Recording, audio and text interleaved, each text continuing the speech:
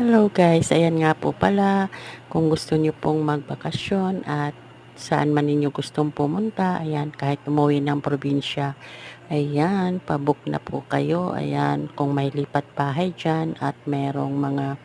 gustong ah, mag-travel,